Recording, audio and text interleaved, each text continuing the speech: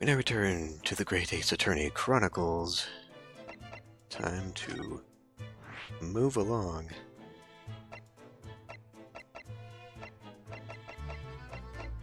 But new location.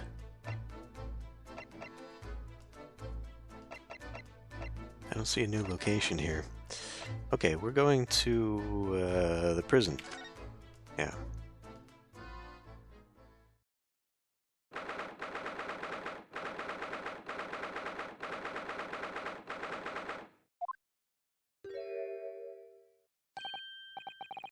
Oh, back again, Narga. Yes, hello. I've heard of all about your investigations. I read the report just now. You found him, eh? Vigil. Yes, luckily. Well, anywho, the laddie doesn't work here no more, so your case is not to do with Barclay. I wouldn't like you to get the wrong idea about that. Of course, yes. Mr. Vigil stopped working here 10 years ago now, so... Yes, we've seen his dismissal notice, haven't we? He was given the chop. Aye, Gimmer, you can very well. Oh, he's eating his key cookies. So how about a wee handcuff biscuit? Oh, they really are like little handcuffs, and as hard as irons, too. So, what's brought you down here today? Well, there's something we'd like to ask about, actually. Is that so? We believe there might have been a document that disappeared from Ginshinasogi's cell. I think it's been called the Asogi Papers or something.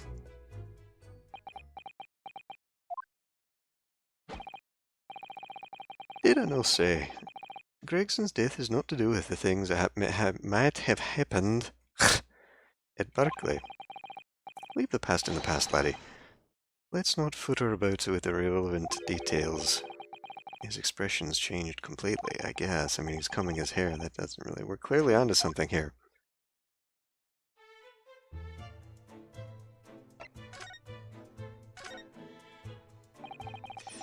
That murderer's botched execution and the whole miserable escape. Ever Barclay's darkest hour, aye. Shocking embarrassment. Because the convict had a collaborator on the prison staff, you mean? Aye, for shame. The coroner who confirmed the death of the man after his execution, Courtney Scythe, and my chief warder at the time, Vigil, who was in charge of the whole affair. But Mr. Vigil says he didn't know anything about it. A rascal wouldn't say otherwise, eh? More handcuffs? Oh, how could I say no? You can never have too much iron in your diet. When Mr. Vigil was handed his dismissal notice as a result of what had happened, he was so despairing he jumped out of your office window, didn't he? I didn't like to say it, but that's just Vigil trying to get out of it. Do you not think he wouldn't have jumped from the shock of his crimes being exposed, eh? I do. You wouldn't say otherwise, though, would you? Of course, I kinda shouldn't hold responsibility myself. I shouldn't have let him deceive me. Actually, there's barely anybody that kens what went on at that time now. With Gregson having been murdered and Dr. Scythe forbidden from having any visitors, why is that? No visitors. Someone obviously doesn't want her giving anything away. Well, we're not going home empty-handed. And I wouldn't have dreamed of sending you packing with not Kimmer. Here, take a handcuff or two. Oh well, it would be rude to say no. Wouldn't want to become anemic. You're liable to become diabetic, possibly. I suppose if there's anybody who might still kin about what happened back then. It'd be that lass from the forensic division. Maria Gori. Maria Gori. Aye, Scythe's daughter. She didn't have no more. Just the one. But the wee bairns followed in her mum's footsteps. You didn't even see her without a scalpel in her hand. Jesus Christ, this is really... He's the worst character so far.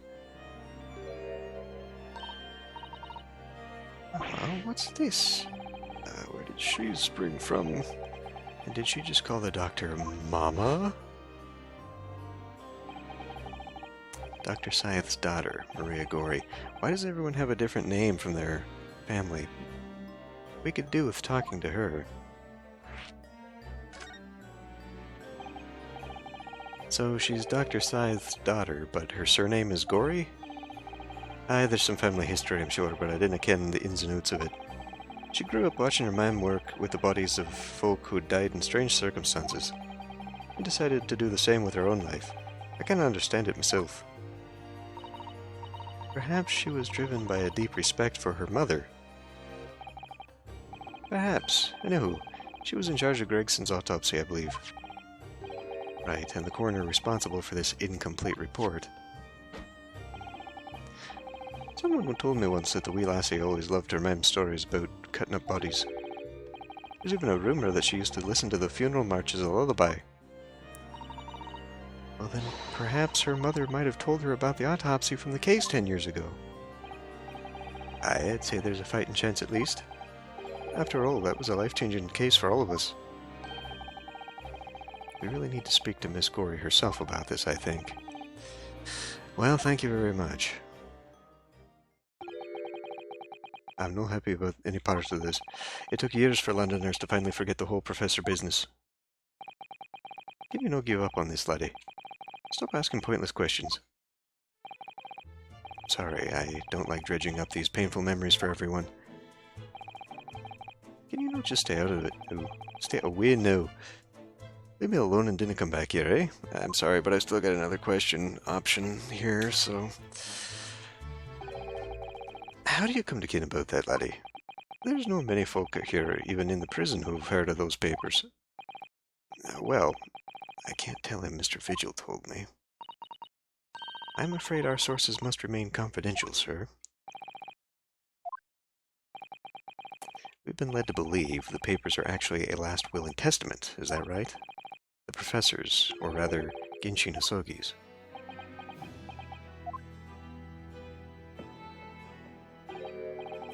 Aye, that's right. You're well informed, Jimmy. Oh, is that the end of the silent treatment?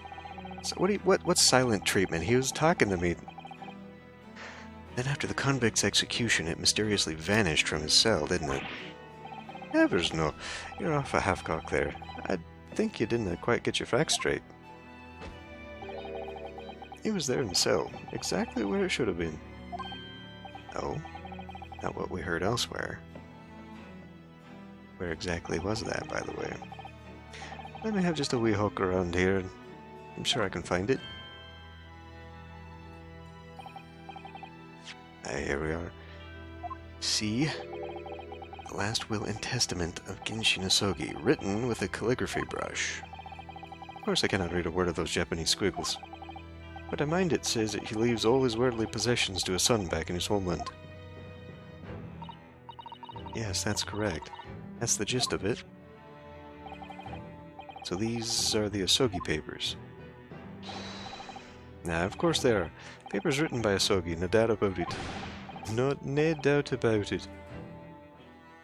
There's no mystery there, lad. That's your lot. After all the Stramish and the Sleister... What the fuck? He sent the man's possessions back to his clan in Japan, and that was the end of it. So you say. I think we ought to make a record of this, Mr. Naruhodo, just in case. The Asogi papers have been entered into the court record. One thing before you go anywhere, Mr. Naruhodo. Oh, yes. Those papers are now to do with Gregson's death. I'd prefer it if you didn't make no mention of them outside this office.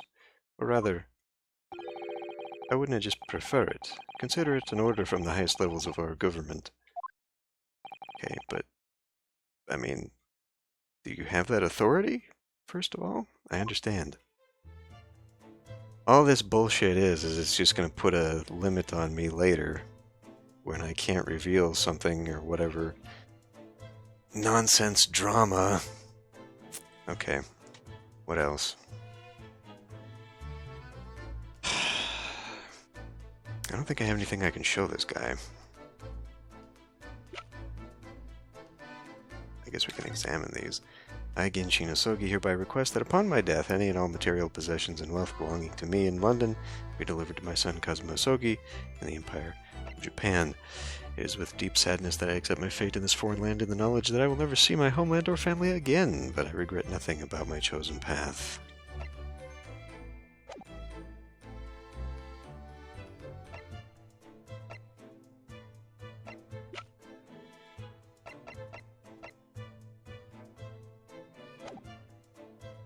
Alright. Well.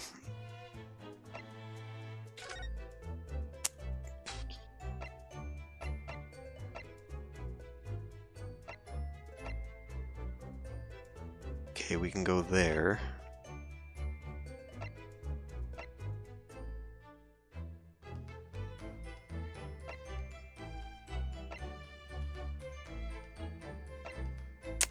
This is the only place she's saying we haven't visited for a while, so here we go.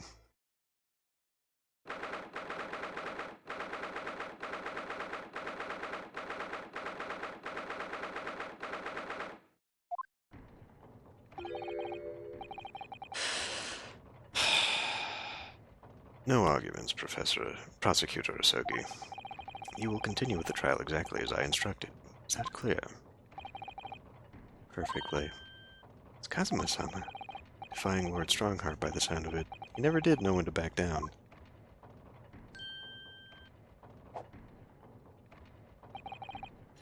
On your way now, Sogi. My lord.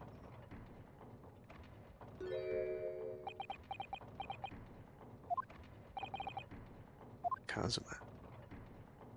Yes, that is him.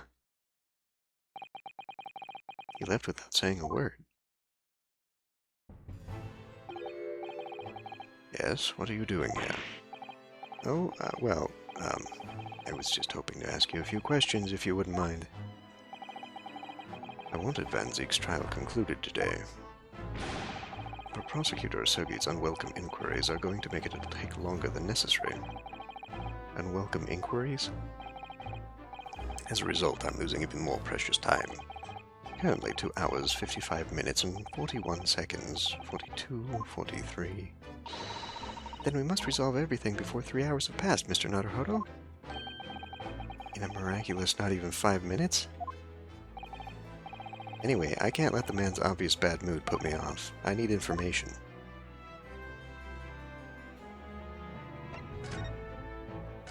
The Reaper. Does Prosecutor Asogi believe that Lord Van Zeeks is the Reaper? I wouldn't know. It was 10 years ago, in that fateful closed trial, that Lord Van Zeeks made a name for himself among the judiciary. At the next trial he fought, he lost. He admitted the ringleader of a criminal organization was acquitted thanks to all the jurors being under duress. But that's awful. The man's freedom was short-lived. He lasted just 3 days. Yes, let me see. He died in a rock slide at his place of work, I believe. Correct. That was the inauguration of the Reaper of the Bailey. And people believed Lord Van Zeeks was responsible.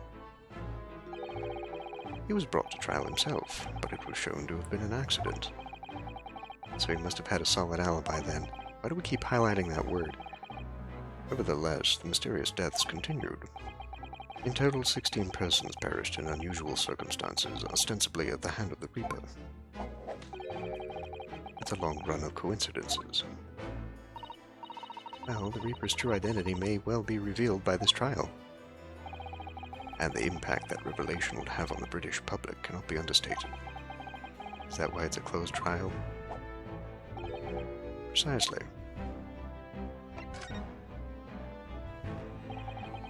This country hasn't seen a closed trial for 10 years. So the last one was the Professor's, the Trial of Ginshinasogi. Correct. Actually, we heard that, originally, you were going to prosecute that trial yourself, Lord Strongheart. Van Zeeks entreated me to relinquish the prosecution to him, that he might avenge his brother's death. And here we are, 10 years later. With the son of the man Van Zeeks had condemned now looking to avenge his father's death in the same way. They do say that what goes around comes around. However, it would seem that the new young prosecutor is harboring some ulterior motive as well. Kazuma is? I like my organization to run smoothly in the exact manner that I prescribe. As with the giant clock in here, I won't tolerate a single cog being out of step with the others. So that's what all these gears are about in here. And I don't think so. I think he's just living in a clock tower. If the young man refuses to mesh with the other parts of my great machine, I will be forced to take steps. What do you mean? Not something with which you need concern yourself. In any case, all your questions will be answered tomorrow. Why is that? Now, I shall have to ask you to excuse me. As of this moment, I've been delayed from attending my next meeting by precisely 3 hours. Oh my, that is a long time.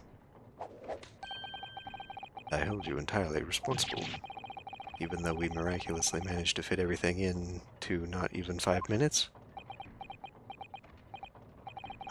I wonder if you might agree to us, talking with Prosecutor Asogi. Discussions between the defense and the prosecution outside of the courtroom are generally frowned upon. However, I will make an exception in this case. Now go. You can find him in his office. Oh, thank you.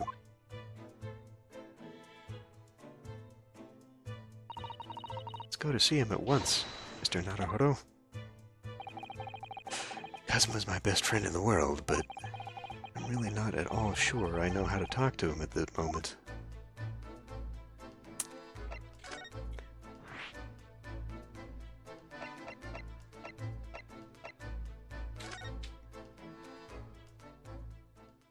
Well, we're gonna have to learn.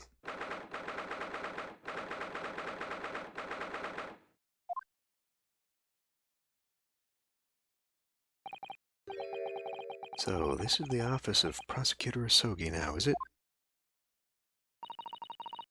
Kazuma-sama's doing so well for himself. Even though he's always forced to kneel on the floor Japanese style in that dark corner. It's his habit to sit Seiza style whenever he's working. I'm more interested in all those casks of wine that are there on the wall. Kazuma.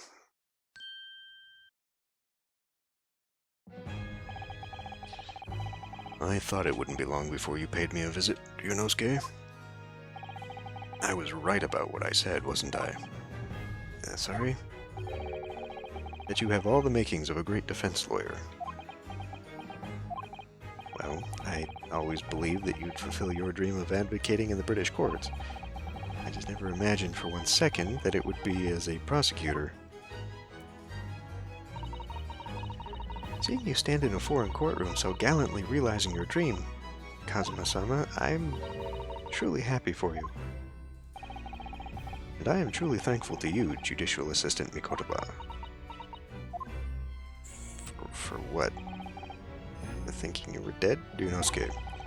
I always thought it would be fun for you and I to shake up the British legal system a little together. This isn't quite how I envisaged it, but I suppose it's just another twist of fate. I've learned a lot of things during my time in London, about how Susato-san's father was himself a visiting student here once, along with Judge Jigoku, and about what happened with your father. Then you'll have no difficulty understanding why I had no choice, why I had to find a way to get to Britain as a visiting student myself. I want to hear it from you, Kazuma. As you wish, Ryunosuke Naruhodo. Why are you using my full name?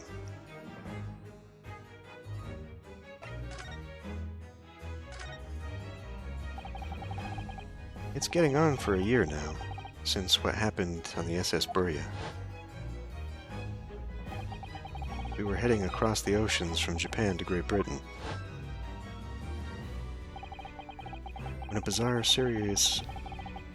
I think that's supposed to be a bizarre series of coincidences led to those tragic events. I thought I'd lost my best friend forever. Tell me how this is any different than freaking Dragon Ball Z standing there screaming at each other. I really am so annoyed with the anime style.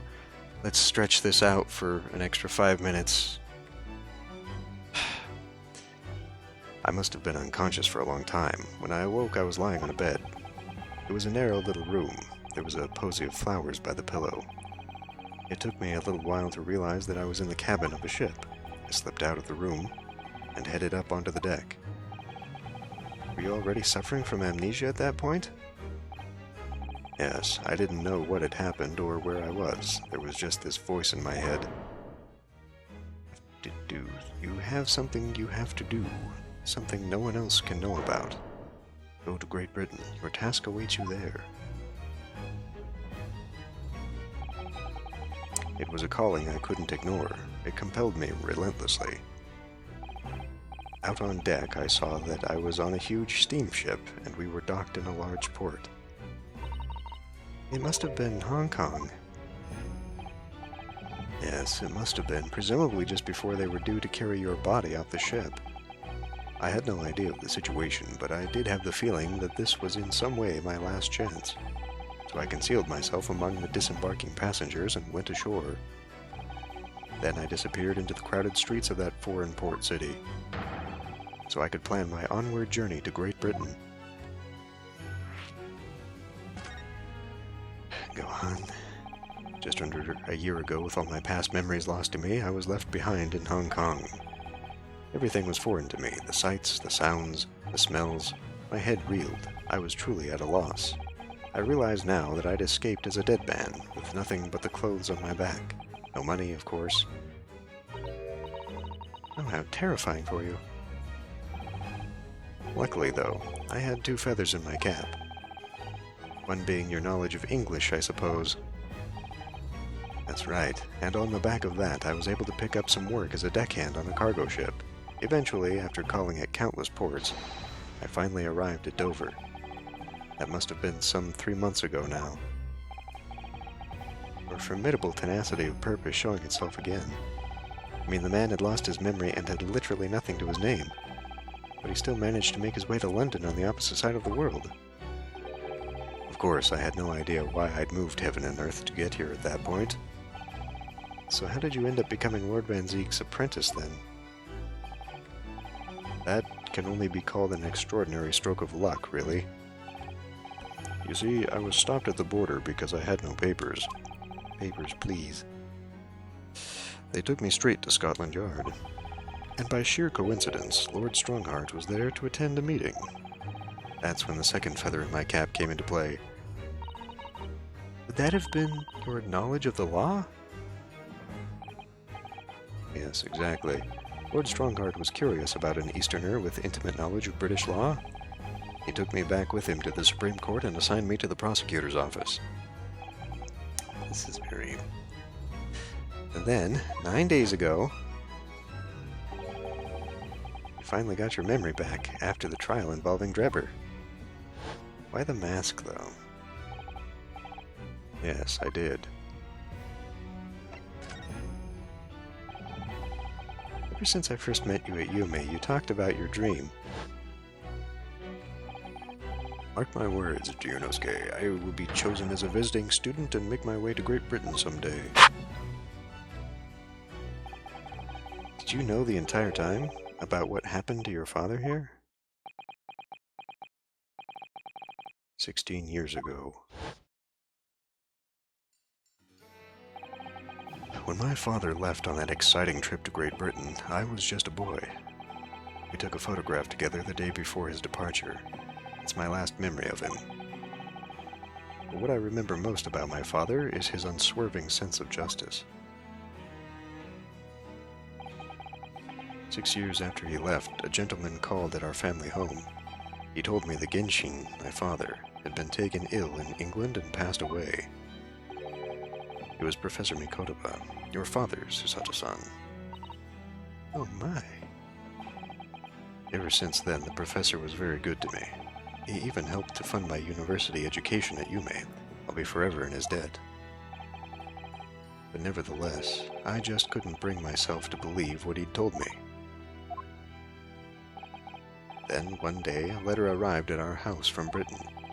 There was no indication of the sender, so I opened it, assuming it was from an old acquaintance of my father. What I read in that letter changed my entire life. What did it say?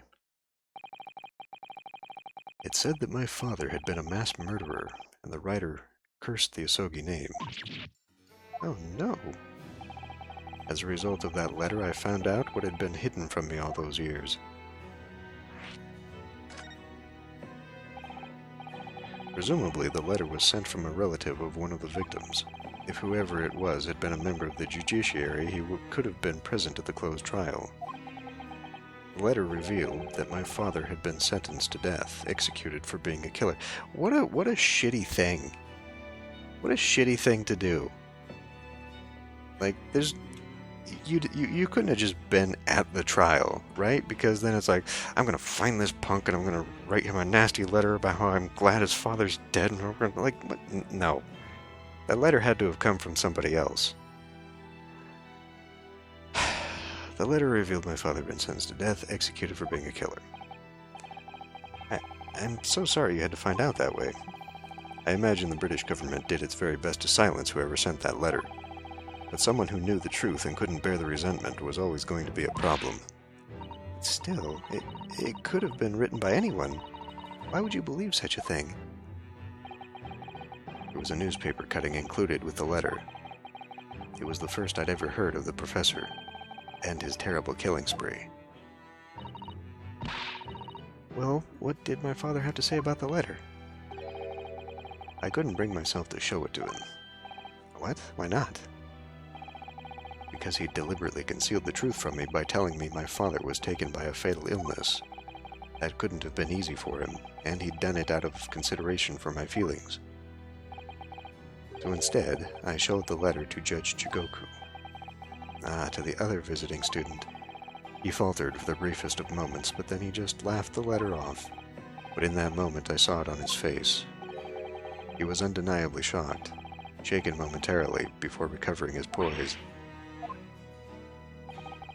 A year later, my bereaved mother succumbed to the strain of grief, and she too passed away. That's when I made up my mind that one day, without fail, I would cross the seas to Britain and seek the truth for myself. The truth about my father, Ginshinasogi. And I wouldn't let anyone stand in my way. No, Kazuma-sama. Okay. What we learned today in court turned things completely on their head. It was an impressive piece of lawyering. Ryunosuke Naruhodo, stop using my full name. Lord Van Zeeks isn't the Reaper, you know. I almost don't want to believe it myself, but it turns out that Inspector Gregson himself, the victim, was... It's clear that the Inspector was behind the Reaper's activity all along. What? You mean you knew? The real question is, who's been giving orders to the Inspector? Yes, Barrack Van Zeeks is the real Reaper. And I know that 10 years ago it was him who decided my father must be a mass murderer and sent him to his grave. No, he was merely seeing that justice was done as the law dictates. He's not to blame. Ultimately, it's people who condemn people. The law is just a tool that they use to do it.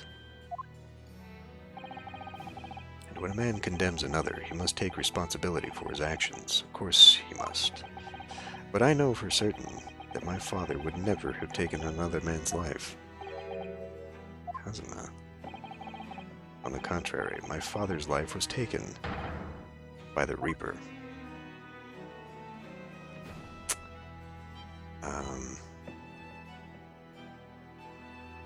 Okay.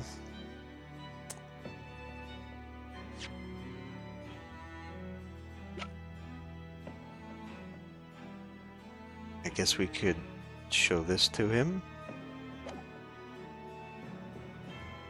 I'm gonna have to back out here.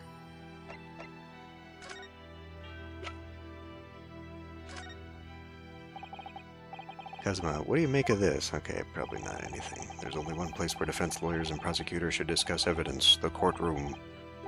So it seems you're still confused by the situation. That's what I make of it. feeling my friend's always going to have the edge over me, isn't he? I mean, you were supposedly have already seen this, so...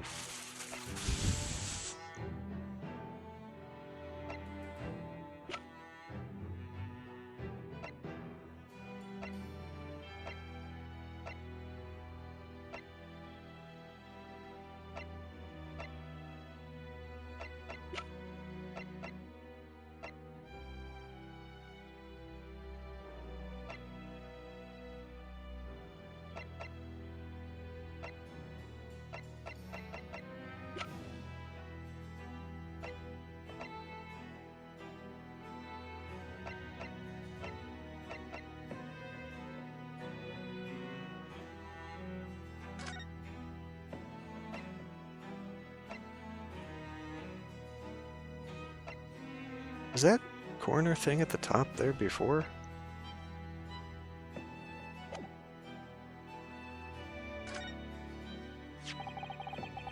This came up in the trial, didn't it? As something a little dubious, I mean. The fact that no time of death was recorded on Inspector Gregson's autopsy report. Yes, there were some unexpected turns in the courtroom earlier. The suggestion you came up with certainly took everyone by surprise. The idea that the victim died the previous day at some other location is quite something. Well, considering when the pocket watch had stopped and the scorch marks on the candle, it's certainly a distinct possibility. The evidence and the scene both point to it. To be honest, it bothered me too, so I paid a visit to the autopsy room earlier. The coroner responsible wasn't there, but I got a name. It's Dr. Gory. If it wouldn't trouble you, Kazuma-sama, we'd very much like to speak with the coroner, too. Of course, the last thing I want is for anything to be brushed under the carpet. Scotland Yard's autopsy laboratory is behind Lowgate Cemetery. Lowgate Cemetery? By Barclay Prison, you mean? We've been there before, dummy. Ah, you know it, do you? The prison where my father was incarcerated and robbed of his life. Kazuma-sama. She is so melodramatic, I hate it. Well, thank you. We'll pay a visit to the laboratory later today.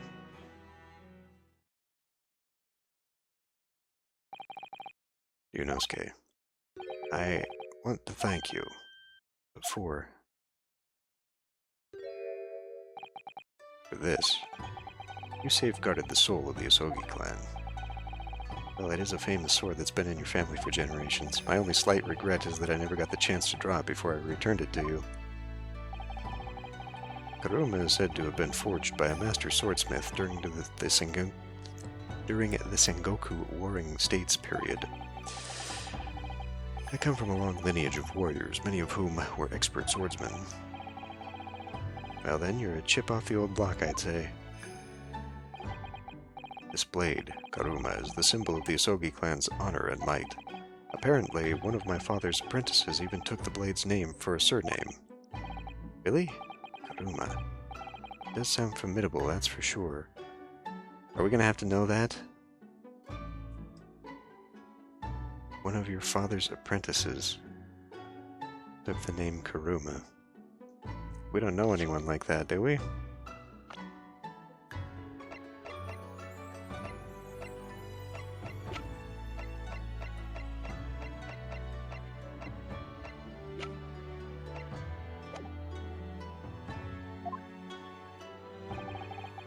16 years ago, when my father was a visiting student here in London, he had this sword forever at his side, which is why it means so much to me that I have it by my side again now, too. And that is all thanks to you. It was an honor, I guess.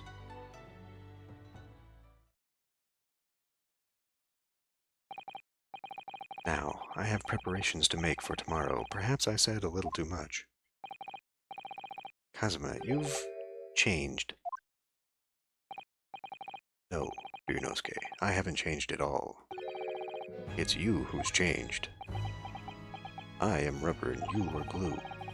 I can completely understand your resentment of Lord Van Zeeks given what happens, but the fact is, those events and this case are, well, unrelated? Is that what you want to say? How can you be so sure? What do you mean? Never mind. That man is the Reaper, and it's for that reason that the inspector was killed. I'm going to prove as much in court tomorrow. By whatever means necessary. Can't let you do that, Kazuma. I know you'll do what you have to as a lawyer, but I'm sure I don't need to tell you that I won't be taking any prisoners in the courtroom. I would expect nothing less. Until tomorrow, then, in the Old Bailey. Alright. To the forensics lab.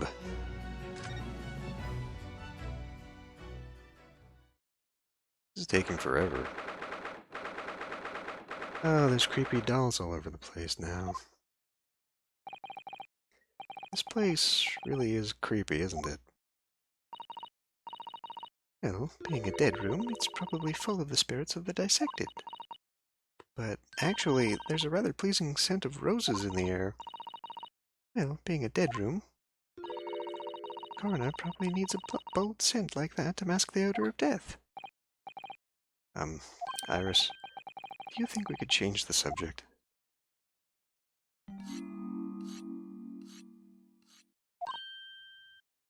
What was that? Spooky.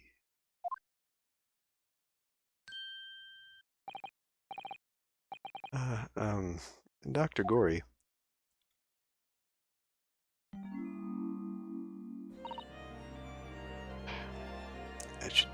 Maybe I can affect a... What? God, this is going to be a pain with that. That noise before. I was sharpening my tools. I'd be dead meat if... Oh, sorry, it's this one. I'd be dead meat if I didn't keep a perfectly keen edge on them. Right.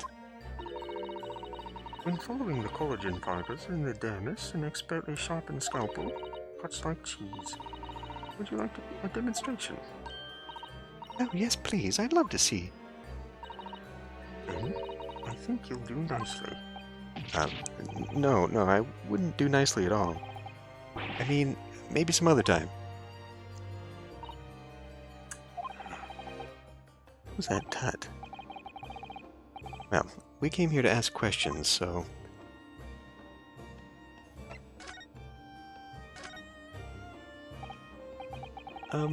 we have actually met before. I'm a lawyer, if you remember. You're not dead yet. What? So Mama said... What adult uses mama? So Mama said I wasn't to cut you open. She's so strict about things like that. Well, good. Dr. Syed has some scruples at least. Oh dear. It looks like she's not interested in talking to us. For the time being, anyway. For the time being? You mean until we die? Well, that's a way off.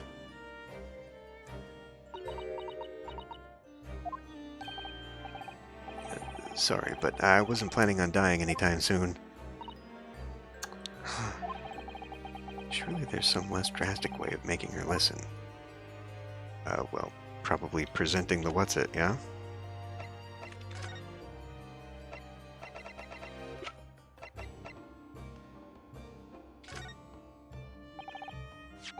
Dr. Gory, we actually came here to ask you about this. He was very good. Good? Sorry? His skin didn't snag my blade once. And very little mess. His joints dislocated easily and his muscle tissue was a pleasure to work with. We can skip those details. But there is one thing about the report that's caught my attention. You don't seem to have recorded a time of death.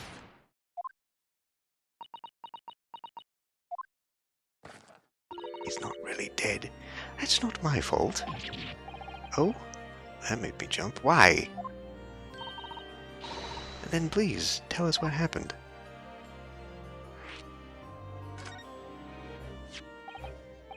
So, why doesn't this autopsy report include the victim's time of death, then? It's really the most crucial detail. I was told not to write it. What? By whom? Male Strongheart, the Lord Chief Justice. He came here. Lord Strongheart came? He said that from the witness's statements about the gunshot and the other evidence, it was obvious. The man clearly died at 5 p.m. on the 1st of November when the gunshot was heard. But that's not the time of death you wrote on the report. You didn't write anything. Was there some reason you didn't include it?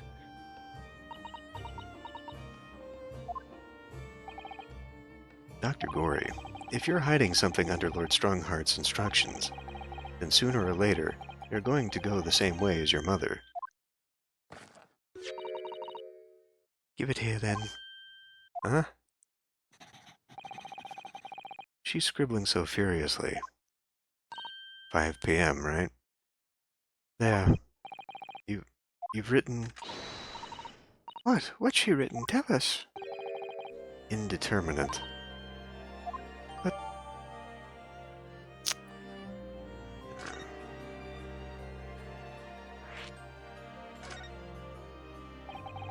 What do you mean by that? Why was the time of death indeterminate? When the specimen was brought in, it was still fresh, so the time of death could easily have coincided with when the gunshot was heard. But there was one small discrepancy. What discrepancy? There was some fried fish in the pocket of the specimen's overcoat. And that fish had started to rot. What? If the victim liked fried fish, he presumably liked to eat it before it went off. Well, yes. What are you really trying to say? It's possible that someone tried to manipulate the apparent time of death. Manipulate the... Is that even possible to do? Theoretically, if you were to chill the body in ice, you could delay the onset of putrefaction. Putrefaction! And if the overcoat wasn't on the body at the time, then only the fish would have started to rot. With today's science, it's not yet possible to determine if the body was chilled or not. But today's science is advanced enough to let you freeze a corpse, it seems. But surely, to chill a corpse like that would require an enormous electrical refrigerator. And I don't imagine many households in London are equipped with such a device. No, definitely not. But maybe in a factory, or some other special places. I don't recall seeing any factories or such like on Fresno Street, though. I wonder, if the inspector's body had been chilled somehow, what might the actual time of death have been? I couldn't say for sure. But at the most, it might have been a day earlier. No. Really? That might line up with our conclusions. In other words, it would corroborate your previous deduction, Mr. Naruhodo. That Inspector Gregson was killed the day before his body was discovered, at a different location. Did you inform Lord Strongheart of this possibility? He simply said that there were no electrical refrigerators of that size in the vicinity.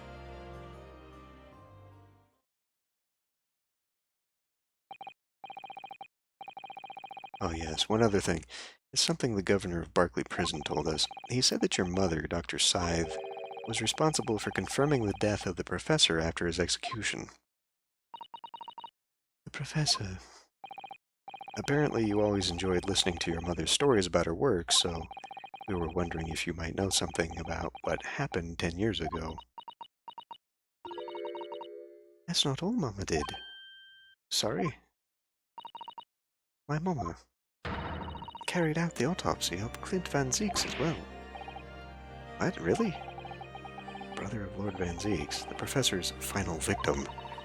The idea of carrying out an autopsy on a member of the aristocracy was completely unthinkable back then. But the detective in charge of the investigation insisted that it was miraculously authorized. That detective being Inspector Gregson, of course. Quite an accomplishment for one man. That autopsy provided the vital clue needed to arrest the killer. And Mama was there for that historic event. What does all this mean? You know, that amazing autopsy happened right here in this very room. The professor and Clint Van Zeeks. They both spent their final moments before the burial on the dissection table here. So this lab, Mama's lab, was instrumental in some of the country's most important events. She really is proud of her mother. I wonder if you'd tell us more about exactly what happened back then, Dr. Gory.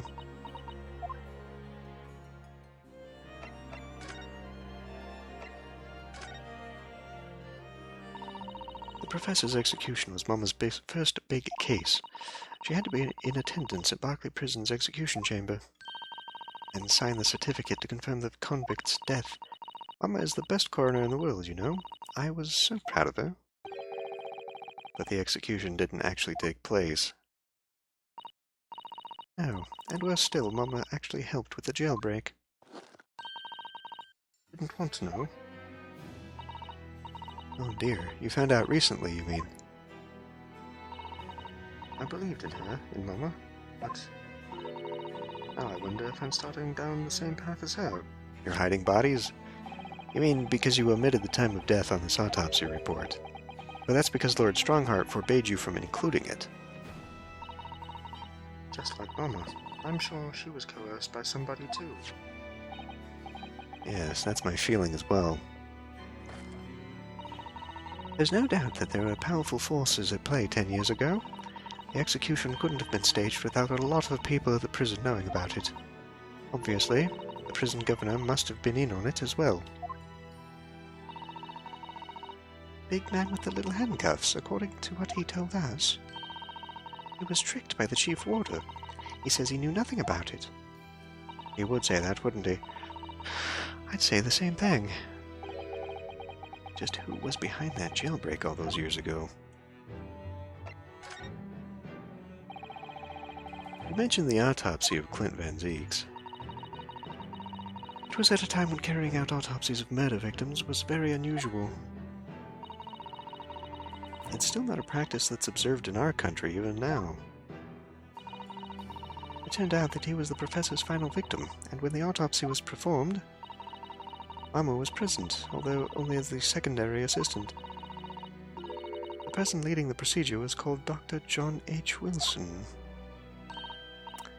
That's right, my daddy.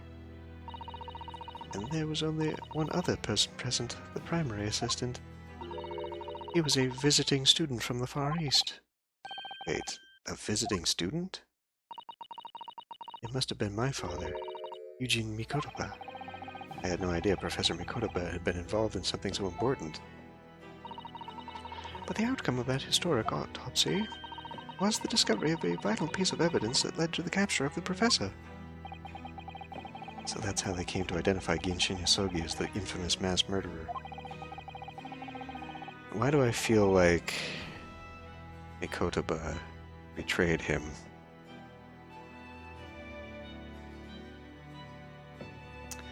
Do you happen to know anything about that piece of evidence? Can you tell us any more? Would you like to see the records for yourself? Would that be alright? What's the point of keeping records if people can't look at them? They're filed under V at the back of those cupboards. The other records from the last decade. Thank you. V? Or Van Zeeks? Let's see, Van Zeeks. That's strange. But, Mr. Naruhodo, they aren't here. There's nothing under Van Zeeks. Oh, there must be. Perhaps somebody took them away?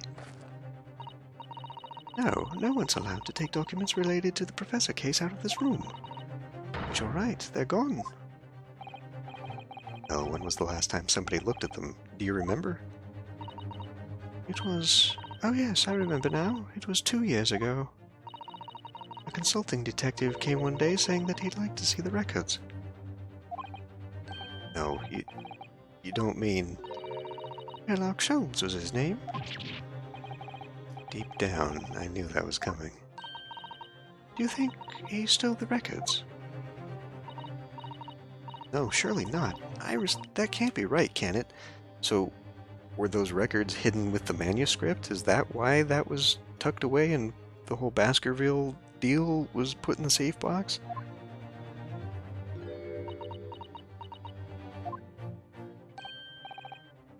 Iris?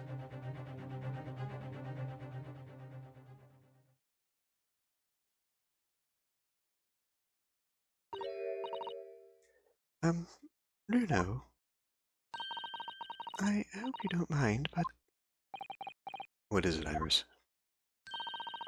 I've just remembered something very important I have to do. I'm going to have to leave you now. Oh, this is very sudden, Iris. Well, we'll come with you then. Oh, no, there's no need. You and Runo can take your time here. Bye now, then. Good luck. Wait a minute, little girl. Me?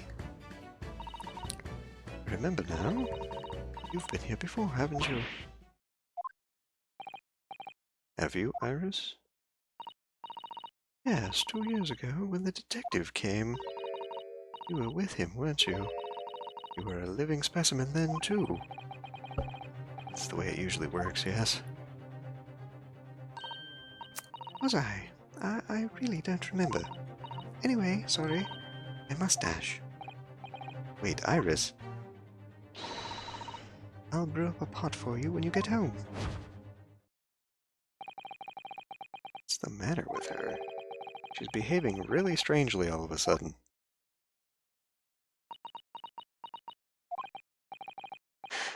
Well, in that case, we won't keep you any longer either. It's been quite a while since I had any visitors. This was really fun. But next time you come, I'd prefer if you were ready for dissection. I can't make any promises, sorry. It's a bit strange that the records of Clint Van Zeek's autopsy have disappeared, but I think we've asked all we came to ask now. So you say.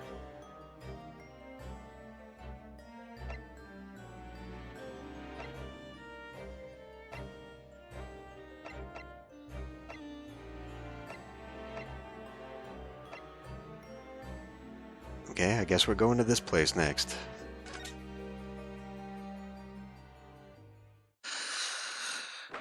Has it been an hour already? Okay. Well, we'll continue on next time.